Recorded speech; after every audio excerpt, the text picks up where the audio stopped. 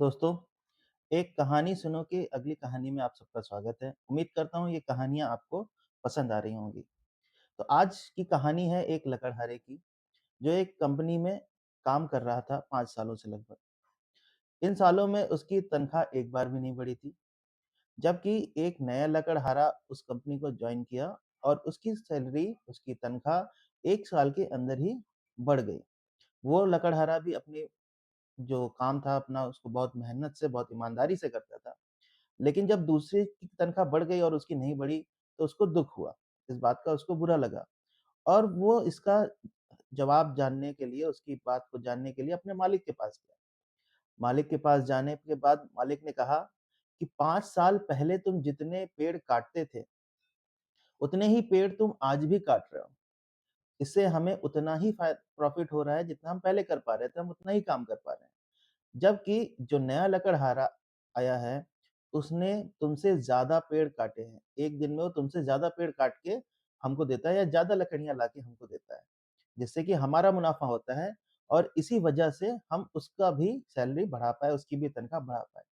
अगर तुम भी हमें ज़्यादा लकड़ियाँ काट के दोगे, तो हम भी तुम्हारी तनख्वाह बढ़ा देंगे, उससे हमें खुशी होगी। परंतु उसने ये जो ज़्यादा लकड़ियाँ काटी हैं, वो कैसे काटी हैं, ये जवाब हम और मैं दोनों लोग जाकर उस लकड़हारे से पूछते हैं कि वो ऐसा क्या कर रहा है, जिससे कि उसकी तनख्वाह बढ़ रही है। वो दोनों मिल के उस लकड़हारे के पास गए, जिसने नया जॉइन किया था। उसने जब उनसे सवाल पूछा, तो उसने बताया कि हर पेड़ को काटने के बाद मैं कुछ देर बैठकर अपनी कुल्हाड़ी की धार को तेज करता हूँ। मतलब हर पेड़ काटने के बाद मेरे जो टूल्स हैं, उसपे मैं धा धार देता हूँ। तो इससे मेरे जो मैं ज़्यादा लकड़ियाँ काट पाता हूँ। आखिरी बार तुमने अपने कुल्हाड़ी को धार कब दी? ये बात सुनकर जो पुराना लकड़हारा था, उसको समझ में आया कि हाँ, उससे गलती हो रही है, वो अपनी कुल्हाड़ी पर धार नहीं दे रहा है और इस वजह से उसकी सैलरी नहीं बढ़ रही है।